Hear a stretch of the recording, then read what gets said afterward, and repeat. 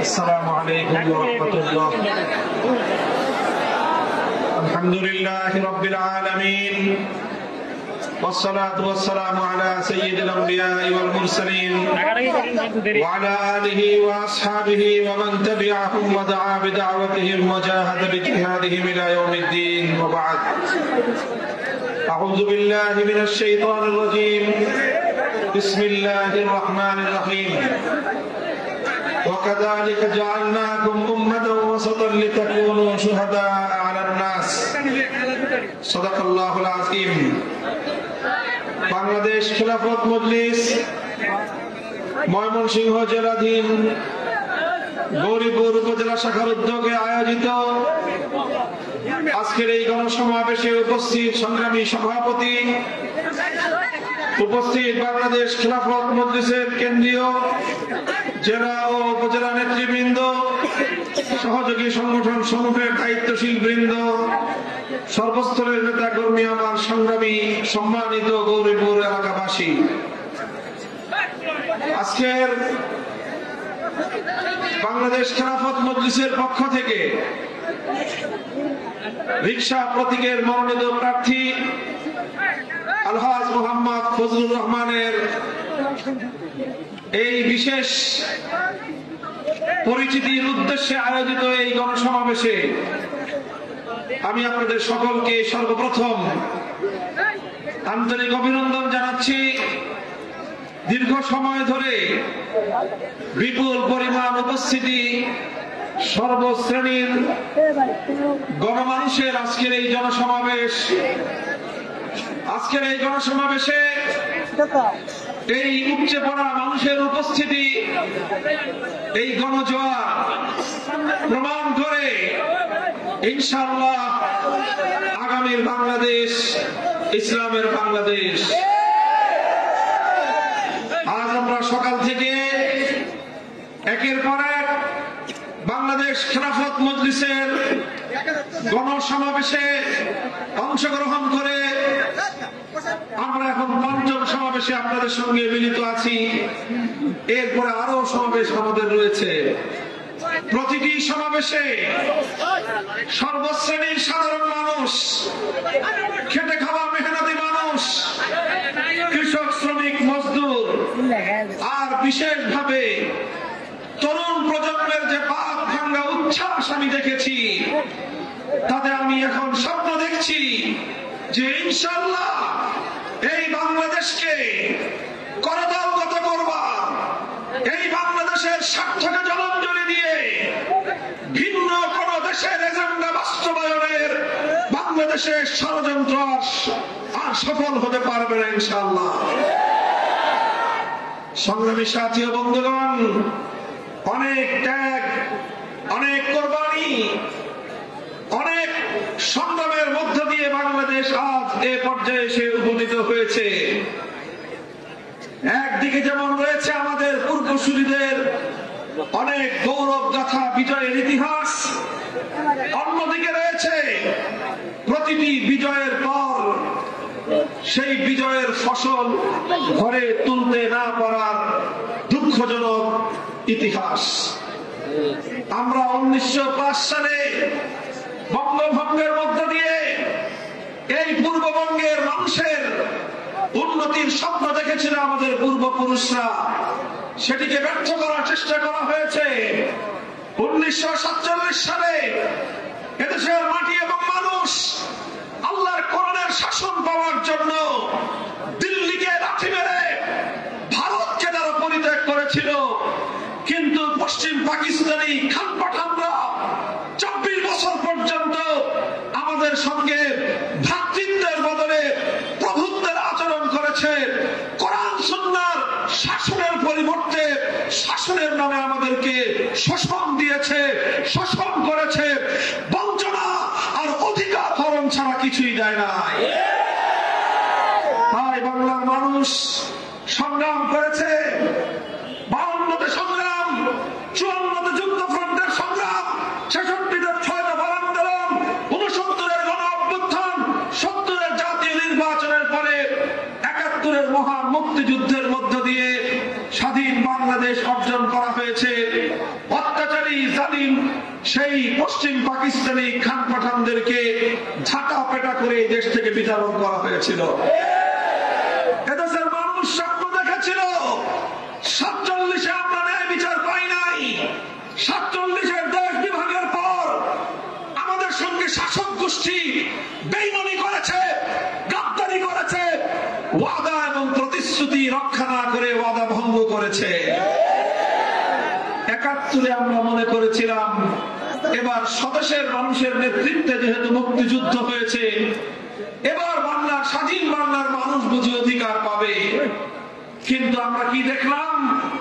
71-এর মুক্তিযুদ্ধের সময় মুক্তিযুদ্ধের নেতা শেখ মুজিবুর রহমান সাহেব, যিনি পশ্চিম পাকিস্তানে বন্দী ছিলেন, যুদ্ধ বিজয়ের পর তিনি সেখান থেকে মুক্তি পেলেন, চলে গেলেন লন্ডনে। স্বাধীন বাংলার মানুষ অপেক্ষা করেছিল, আশা করেছিল তাদের নেতা লন্ডন থেকে সদ্য স্বাধীন বাংলার মাটিতে পদার্পণ করবেন। কিন্তু বাংলার মানুষ স্বাধীনতার পরপরই হতাশ হলো। তাদের নেতা লন্ডন থেকে স্বাধীন বাংলার মাটিতে আসে নাই, সর্বপ্রথম তার প্লেন ল্যান্ড করেছিল নয়াদিল্লিতে। তিনি বাংলার মানুষের কাছে আসেন নাই, তিনি গিয়েছিলেন ভারতের প্রধানমন্ত্রী শ্রীমতী ইন্দিরা গান্ধীকে কুর্নিশ করবার জন্য। সেখান থেকে আসার সময় ইন্দিরা গান্ধী একটা চিরকুট প্রেসক্রিপশন লিখে তার পকেটে ঢুকাইয়া দিলেন, বললেন যাও এইভাবে তুমি বাংলাদেশ গড়বা। শেখ মুজিব সাহেব বাংলাদেশে আসলেন, 72-এ সংবিধান তৈরি করলেন। ইন্দিরা গান্ধী ভারতের প্রধানমন্ত্রীর নির্দেশে ভারতের সংবিধানের মূল নীতিগুলোকে কপি করে এনে 72-এ বাংলাদেশের জন্য সংবিধান তৈরি করে সেখানে পেস্ট করে দিলেন। বাংলার মানুষ হতাশ হলো। বাংলাদেশে যে জন্য মুক্তিযুদ্ধ হয়েছিল, একটি স্বাধীন আত্মমর্যাদা সম্পন্ন বিশ্ব দরবারে মাথা উঁচু করা একটি দেশ এবং একটি জাতি গঠিত হবে। কিন্তু মুক্তিযুদ্ধের কয়েক মাসের মাথায় 72-এর ভারতীয় গোলামীর সংবিধান প্রণয়ন করার মধ্য দিয়ে বাংলাদেশের স্বাধীনতাকে ভারত মাতার চরণ তলে তিনি বলি দিয়েছিলেন। সংগ্রামী সাথী ও বন্ধুগণ, আমাদের বঞ্চনার ইতিহাস অনেক দীর্ঘ, আমাদের সঙ্গে গাদ্দারির ইতিহাস অনেক দীর্ঘ। বারবার শাসক গোষ্ঠী বাংলার মানুষের অধিকার হরণ করেছে, বাংলার মানুষের সঙ্গে বিশ্বাসঘাতকতা করেছে, গাদ্দারি করেছে। 47-এ পশ্চিম পাকিস্তানেরা গাদ্দারি করেছিল, 71-এর পর আওয়ামী বাকশালীরা বিশ্বাসঘাতকতার গাদ্দারি করেছিল। এরপরে একের পর এক সরকার বদল হয়েছে। 72 থেকে 2024 54 বছর বাংলাদেশের মানুষের সত্যিকার ভাগ্য পরিবর্তনের রাজনীতি হয় নাই। 54 বছর পর্যন্ত সেই 72-এর বন্দোবস্ত, 72-এর রাজনৈতিক যেই সকল ন্যারেটিভ তৈরি করা হয়েছিল, সেগুলো থেকে বাংলাদেশকে কেউ মুক্তি দিতে পারে নাই। এই 24 বছর ধরে যারাই ভারতের বিরুদ্ধে কথা বলেছে, বাংলাদেশের ক্ষমতায় থাকলেও তারা বাংলাদেশকে ভারতের কব্জা থেকে মুক্ত করতে পারে নাই। দেশপ্রেমিক প্রেসিডেন্ট হয়ে ভারতের করল ক্রাশ থেকে বাংলাদেশকে মুক্ত করতে গিয়ে শাহাদাত বরণ করতে হয়েছে, কিন্তু বাংলাদেশকে ভারতের আধিপত্য থেকে কেউ মুক্তি করতে পারে না। আসলো 24 সাল, 2024-এর জুলাইতে এদেশের ছাত্র জনতা রাজপথে নামলো। দাবি ছিল তাদের একটা যৌক্তিক, কোটা নয়, মেধার ভিত্তিতে দেশটাকে তারা করতে চায়। কোটার মাধ্যমে একটি দলের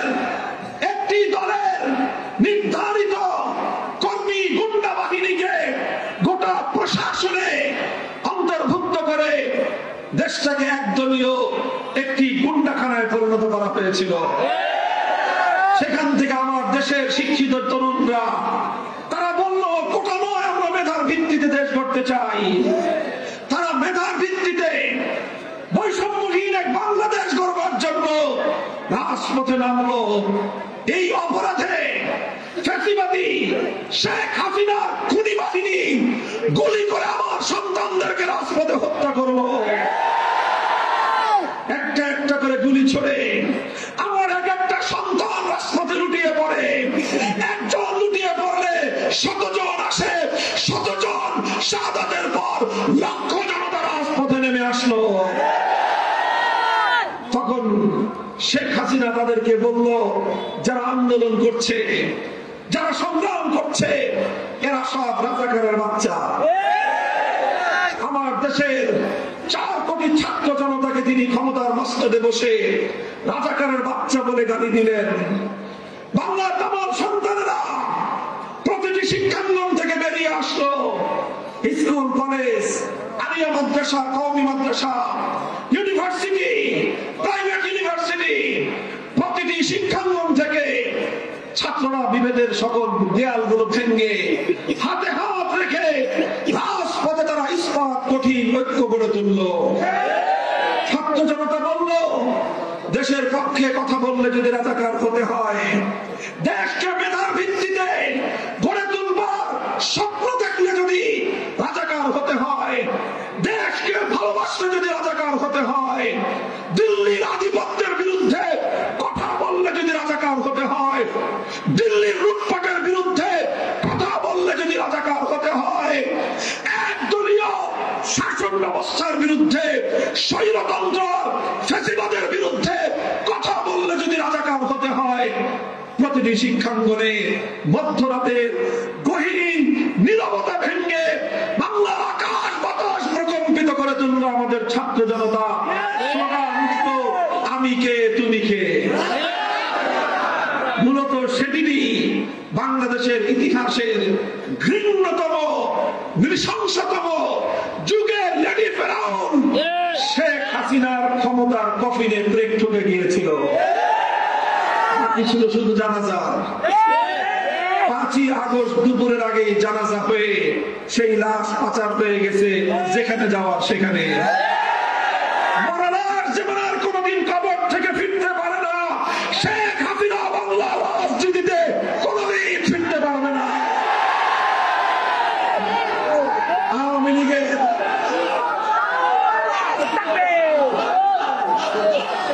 লীগের মতো একটি ঐতিহ্যবাহী রাজনৈতিক দলকে ধ্বংস করে শেখ হাসিনা তার সাল পাল, তার ছেলে মেয়ে, আপন জন, আত্মীয় স্বজনদেরকে বগল দাবা করে 16টা লাগেজে যা ভরার ভর্তি করে তিনি দাদার দেশে চলে গেছেন। আওয়ামী লীগের নেতা কর্মীদেরকে বলি, ওই মরানা বাংলার মাটিতে ফিরে আসার দুঃস্বপ্ন দেখেন না। যদি বাংলাদেশে আপনাদের দেশের জন্য, জাতির জন্য, জনগণের কল্যাণে যদি আপনারা অবদান রাখতে চান, ভূমিকা রাখতে চান, তাহলে যারা জুলাই বিপ্লবের সময় আমার তামাম সন্তানদেরকে খুন করেছে আপনাদের দলের গুন্ডা বাহিনী, 2013 সালে শাপলা চত্বরে বুলেটের আঘাতে নবী প্রেমিক হেফাজতের দায়িত্বশীল আলেম ওলামাদেরকে যারা শহীদ করেছে, সেই সকল খুনি মাস্তানদেরকে পরিত্যাগ করেন। ভালো যারা আছেন তারা হয় নতুন করে রাজনৈতিক দল গঠন করেন, অথবা পুরনো দেশপ্রেমিক রাজনৈতিক দলগুলোতে সামিল হয়ে আপনারা দেশের জন্য কল্যাণে নিবেদিত হন। সংগ্রামী সাথী ও বন্ধুগণ, আমি বলতে চাই, এই যে জুলাই বিপ্লব হলো, জুলাই বিপ্লবের বাংলাদেশে আগামী জুলাই বিপ্লবের ভিত্তিতে একটি নতুন বাংলাদেশ গড়বার স্বপ্ন নিয়েই সহস্রাধিক তাজা প্রাণ জুলাই মাসে রক্ত দিয়েছে, জীবন দিয়েছে। আমি আপনাদেরকে প্রশ্ন করতে চাই, জুলাইয়ের যোদ্ধা যারা রক্ত দিয়ে, জীবন দিয়ে বাংলার মাটিকে ফ্যাসিবাদ থেকে মুক্ত করলো, যারা বিদেশি আধিপত্যবাদ থেকে মাতৃভূমির সোনার মাটিকে মুক্ত স্বাধীন করলো, আমরা কি সেই সকল বীর শহীদদেরকে ভুলে যেতে পারি? আমরা তাদের রক্তের সঙ্গে গাদ্দারি করতে পারি? এজন্যই আমরা শুরু থেকেই দাবি করেছি, জুলাই বিপ্লবকে বাংলার রাজনীতিতে কার্যকর করতে হলে জুলাই সনদ বাস্তবায়ন করতে হবে। জুলাই সনদ স্বাক্ষরিত হয়েছে। দুঃখজনক ভাবে আগামী বাংলাদেশ বিনির্মাণের লক্ষ্যে সকল রাজনৈতিক পক্ষ যেখানে একমত হয়, ফ্যাসিবাদ রুখে দেওয়ার জন্য নতুন করে আর কেউ যেন শেখ হাসিনার মতো স্বৈরাচারী হতে না পারে, কেউ যেন ক্ষমতায় গিয়ে ক্ষমতাকে আর বাপদাদার তালুকদারি মনে করতে না পারে, তার রাস্তা বন্ধ করার জন্য বাংলাদেশের সকল রাজনৈতিক পক্ষগুলো একমত হয়, শুধু একটা দল দ্বিমত পোষণ করে। আমরা তাদেরকে বারবার বলেছি, ফ্যাসিবাদের পথে পা বাড়ানোর চেষ্টা করবেন না। বাংলার মানুষ লেডি ফেরাউনকে উৎখাত করেছে। এদেশের মানুষের উপর আর কেউ ফ্যাসিবাদী কায়দায় শাসন পরিচালনার দুঃস্বপ্ন দেখলে তার পরিণাম শেখ হাসিনার চেয়ে ভয়াবহ হবে।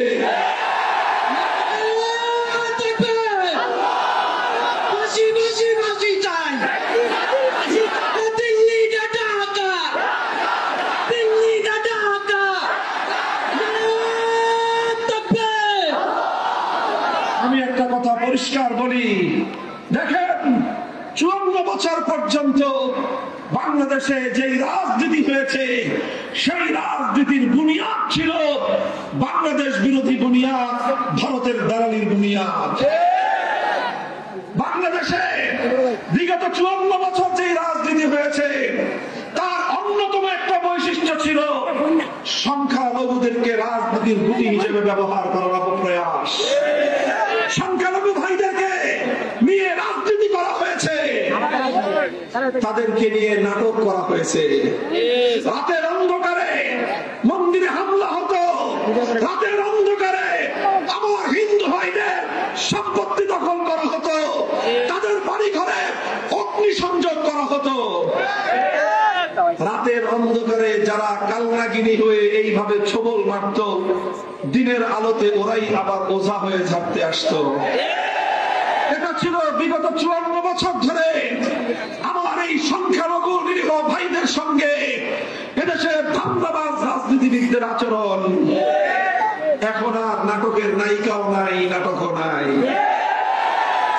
আমার সংখ্যালঘু ভাইরা, আপনারা সাক্ষী হয়েছেন, আপনারা নিজেরা প্রত্যক্ষ দর্শন করেছেন। 5ই আগস্টের পর বাংলাদেশে যখন আইন শৃঙ্খলা ব্যবস্থা ভেঙে পড়েছিল, তখন বাংলাদেশে পুলিশ প্রশাসন বলতে কিছুদিন কিছুই ছিল না। সেই দুঃসময়গুলোতে কারা রাতের ঘুমকে হারাম করে আপনাদের মন্দির, বেগোনা, গির্জাকে পাহারা দিয়েছে? কারা নিজেদের ঘুম হারাম করে আপনাদের বাড়িঘর, আপনাদের ব্যবসা প্রতিষ্ঠানগুলোকে কারা পাহারা দিয়েছে? আপনারাই সাক্ষ্য দেবেন। আমি বলতে চাই, যারা আপনাদেরকে বিভ্রান্ত করে এদেশে ইসলামপন্থীরা ক্ষমতায় আসলে আপনাদের জন্য কঠিন হবে, এটার চেয়ে মিথ্যা কথা কিছুই হতে পারে না। আমি দায়িত্ব নিয়ে কথা বলছি, আমি আপনাদেরকে অঙ্গীকার দিয়ে কথা বলছি। আল্লাহ পাক যদি ইসলামপন্থীদেরকে ক্ষমতা প্রদান করেন, আমরা 5 বছরে আপনাদেরকে সেই নিরাপত্তা, মর্যাদা, অধিকার প্রদান করব বিগত 54 বছর যেটা আপনাদের কাছ থেকে কেড়ে নেওয়া হয়েছিল।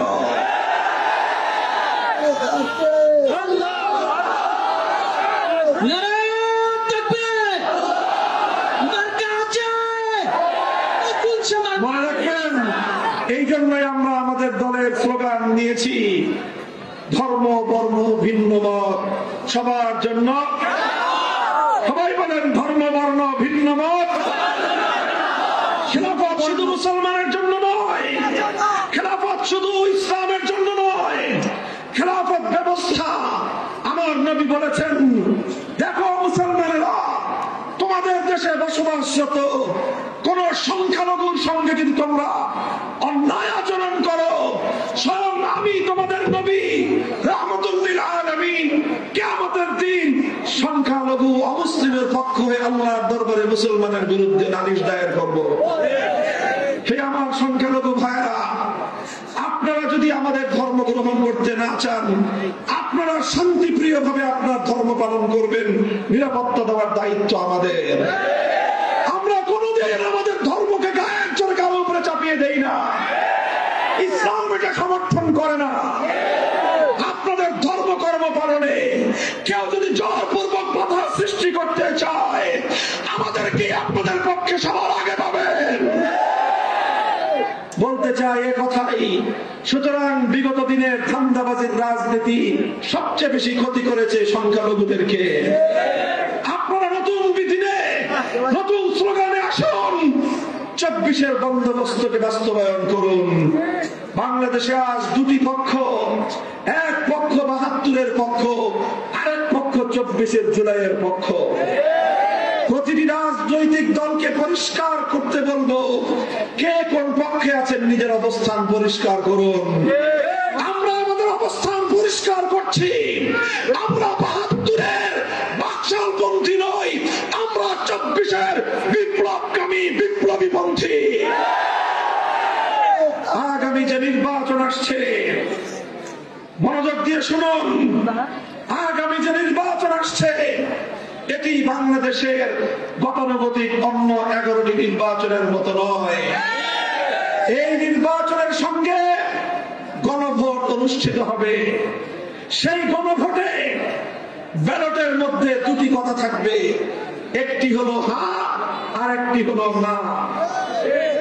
এখানে যারা বাংলাদেশকে অন্য দেশের গোলাম বানাতে চায়, যারা বাংলাদেশের মানুষকে ফ্যাসিবাদের পিষ্ট করতে চায়, যারা বাংলাদেশ থেকে সম্পদ লুটপাট করতে চায়, তারা থাকবে ন্যায়ের পক্ষে।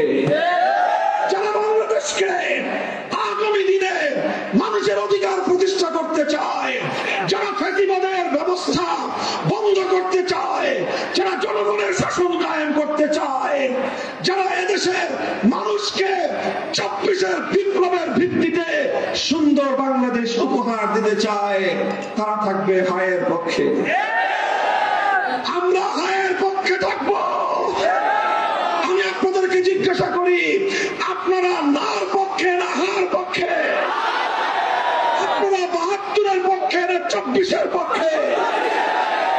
সুতরাং আগামী এই গণভোটে আমাদেরকে 24-এর সনদের পক্ষে হা মার্কায় সিল মারতে হবে, হা ব্যালট বাক্স ভরতে হবে। যারা না ভোটের ক্যাম্পেইন করবে, বুঝতে হবে তারা বাংলাদেশে ফ্যাসিবাদ ফেরাতে চায়। যারা নায়ের পক্ষে অবস্থান নিবে, বুঝতে হবে ওরা দেশ বিরোধী ফ্যাসিবাদের দোসর। পরিষ্কার কথা এগুলো আমাদের। আমরা আমাদের অবস্থান পরিষ্কার করলাম। আপনারা আমাদেরকে দেখেন, রাজনীতি করি আলহামদুলিল্লাহ, নিজের আখের গোছানোর জন্য নয়।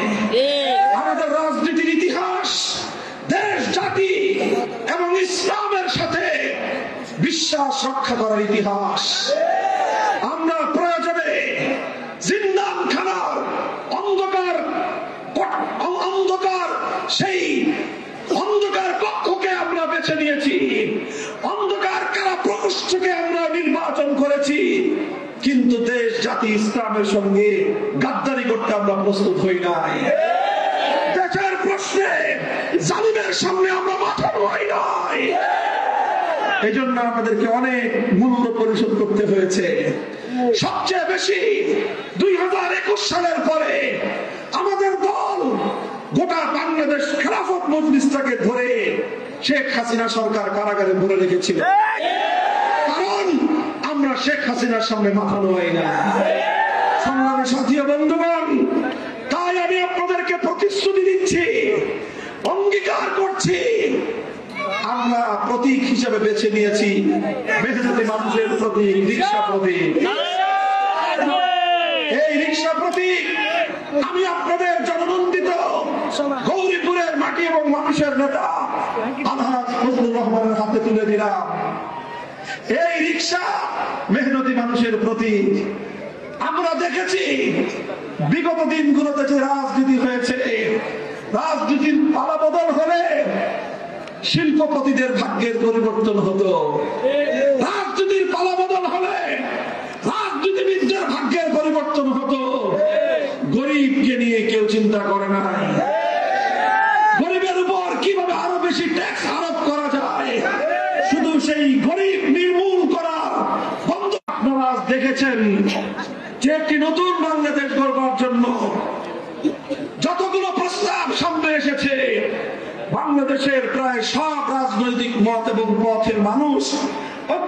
স্পষ্টভাবে সেগুলোতে সমর্থন জানিয়েছে। কিন্তু নতুন বাংলাদেশের সংস্কারের পক্ষে যারা ক্ষমতায় আসার চিন্তা করে তারা সংস্কারের বিপক্ষেই শুধুমাত্র তাদের মতামত দিয়ে গেছে। আমরা তাদেরকে বলি, যদি বাংলাদেশে শাসন কার্য পরিচালনা করতে হয় এই সকল দূরভিসন্ধির নিয়ত পরিবর্তন করেন। শেখ হাসিনার পরিণাম থেকে শিক্ষা গ্রহণ করুন।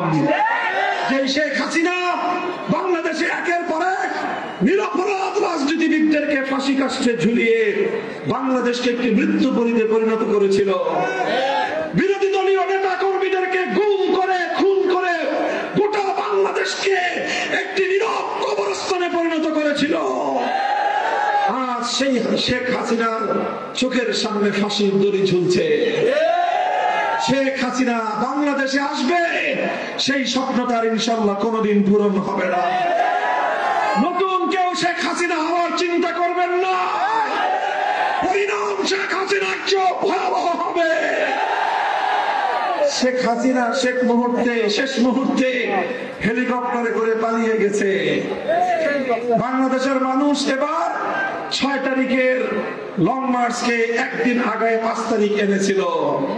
এর পরের বার যদি কেউ শেখ হাসিনা হওয়ার চেষ্টা করে বাংলাদেশের মানুষ আরো একদিন আগে 4 আগস্ট লং মার্চ করে গণভবন থেকে চিমটি চিমটি করে ছিঁড়ে নিয়ে যাবে। আবার সুযোগ পাবে না কেউ। এই জন্য যারা ক্ষমতার দৌড়ে আছেন সবাইকে আমি শেখ হাসিনার পরিণাম থেকে শিক্ষা গ্রহণ করার উপদেশ দেই। আমি নিজেকে উপদেশ দেই, সতর্ক হয়ে যাও। বাংলার মানুষ হাজার বছরের ইতিহাস, তারা জুলুমের সামনে কোনদিন মাথা নত করে না। ইনশাআল্লাহ এবার আমরা শপথ করে আসুন, ধর্ম বর্ণ নির্বিশেষে দল মতের ঊর্ধ্বে উঠে আপনাদেরকে আমাদের আখেরি পয়গাম। আপনারা তো সব রঙের বাংলাদেশ দেখেছেন, সোনার বাংলাদেশের স্লোগান শুনেছেন, নতুন বাংলাদেশের গান গেয়েছেন, সবুজ বাংলাদেশের কথাও দেখেছেন, ডিজিটাল বাংলাদেশের মুখরোচক গল্প শুনেছেন। ডিজিটাল বাংলাদেশের নামে বাংলাদেশ ব্যাংক থেকে ডিজিটাল কায়দায় হাজার হাজার জনগণের টাকা লোপাট হয়ে বিদেশে পাচার হতেও দেখেছেন। দেশের মানুষ, গার্মেন্টসের শ্রমিকরা কষ্ট করে পয়সা কামায়, চাল ডাল তেল কিনে সেখান থেকে 15 টাকা করে ভ্যাট কেটে রাষ্ট্রীয় কোষাগারে সম্পদ জমা হয়। আমার প্রবাসী ভাইয়েরা মাথার ঘাম পায়ে ফেলে দেশে রেমিটেন্স পাঠায়। সেই রেমিটেন্স বাংলাদেশে আসার পর ডিজিটাল কায়দায় বিদেশে গিয়ে বেগম তারা হয়ে যায়। বাংলার মানুষ তাদের অর্থনীতির উন্নয়নের সুফল ভোগ করতে পারে না। দেশের অর্থনীতির জিডিপি বাড়ে, দেশের অর্থনীতির গড় আয় বাড়ে। গড় আয় কি বাড়ে? গড় আয় বুঝেন? গড় আয় মানে হলো এই, একজনে নদী পার হবে, খাল পার হবে, তো সে যে জিজ্ঞাসা করতেছে, ভাই খালে গড় পানি কতটুকু? তো বলতেছে যে স্যার এই খাল পার হতে পারবেন না হেঁটে। কেন? কয় মাঝখানে এটার 5 হাত পানি। একজন মানুষ উচ্চতা হয় কয় হাত? একজন মানুষের উচ্চতা হয় কয় হাত? 3.5 হাত। তো 3.5 হাত মানুষ 5 হাত পানি কোনদিন স্বাভাবিকভাবে পার হতে পারবে? তোমার যে এই হিসাব দিয়ে হবে না, তুমি ডিজিটাল হিসাব করো, গড় হিসাব করো, পানি কতটুকু। মাঝখানে আছে 5 হাত, ওই পারে আছে 1 হাত, এই পারে আছে 1 হাত। এবার 1 হাত 1 হাত আর 5 হাত যোগ দিলে কয় হাত হয়? 7 হাত। এবার 7/3 দিয়ে ভাগ দাও। 7/3 দিয়ে ভাগ দিলে হয় 2.5। কয় 2.5 হাত পানি হচ্ছে গড়। কাজেই 2.5 হাত পানিতে যদি পার হই তাহলে আমার হাঁটু পর্যন্ত ভিজবে। গড় হিসাব করে তো খাল পার হয়ে যাওয়া যায়। আমাদেরকে সুবন করে এই গড় হিসাব দেয়, গড় হিসাব বলে যে বাংলাদেশের গড় আয় বেড়ে গেছে। গড় আয় তো বাড়বেই। তোমাদের এক একজনের দেশে 3টা বাড়ি, বিদেশে 4টা বেগম পাড়া, আয় তো তোমারটা বাড়ছে। লুটেরাদের সম্পদ বৃদ্ধি পেয়েছে, চোর বাটপারদের সম্পদ বৃদ্ধি পেয়েছে, বিদেশে যারা পাচার করেছে তাদের সম্পদ বৃদ্ধি পেয়েছে, কিন্তু বাংলার সাধারণ মানুষের ক্রয় ক্ষমতা আরো কমে গিয়েছে। কাজেই গড় আয় কোনদিন একটি দেশের অর্থনৈতিক উন্নতিকে রিপ্রেজেন্ট করে না। আমরা গড় আয়ের উন্নতি চাই না, আমরা পার ক্যাপিটা ইনকাম বৃদ্ধি চাই না, আমরা দেশের দারিদ্র্য সীমার নিচে বসবাসরত জনগণের ক্রয় ক্ষমতা বৃদ্ধি করতে চাই। হে দেশের জনগণ, আমি তোমাদেরকে প্রতিশ্রুতি দিচ্ছি, ইনশাআল্লাহ ইসলামপন্থীরা ক্ষমতায় আসলে দেশের শিল্পপতিদের উন্নতি হবে না বেশি, বরং দেশের সাধারণ মানুষের ক্রয় ক্ষমতা, তাদের অর্থনৈতিক স্বাবলম্বিতা বৃদ্ধি পাবে ইনশাআল্লাহ। গড় আয় শুধু বৃদ্ধি পাবে না, দেশের সাধারণ মানুষদের আয় ইনকাম বৃদ্ধি পাবে, এমন রাজনৈতিক অর্থনৈতিক ব্যবস্থা আমরা ইনশাআল্লাহ গড়ে তুলব। কিন্তু এগুলো করতে পারবো যদি আপনারা আমাদেরকে সমর্থন দেন, যদি আপনারা আমাদের পাশে থাকেন। হে বাংলার মানুষ, আমরা আপনাদের সেবা করতে চাই, আমরা আপনাদের খেদমত করতে চাই। আমি বিশাল জনসমুদ্রের কাছে প্রশ্ন করতে চাই, আপনারা একটিবারের জন্য রিকশা সহ তার সহযোগী এই প্রতীকগুলোকে ভোট দিয়ে বিজয়ী করে সংসদে প্রতিনিধিত্ব করবার সুযোগ দেবেন কিনা? আল্লাহ পাক রব্বুল আলামিন কবুল করুন, তৌফিক দান করুন। ইনশাআল্লাহ আবারও দেখা হবে আপনাদের সাথে। আমরা মানুষের দুয়ারে দুয়ারে যাব, মানুষকে আমাদের পয়গাম পৌঁছে দেওয়ার চেষ্টা করব। নাসরুম মিনাল্লাহি ওয়া ফাতহুন করিম ওয়া আখিরু দাওয়ানা আলহামদুলিল্লাহ।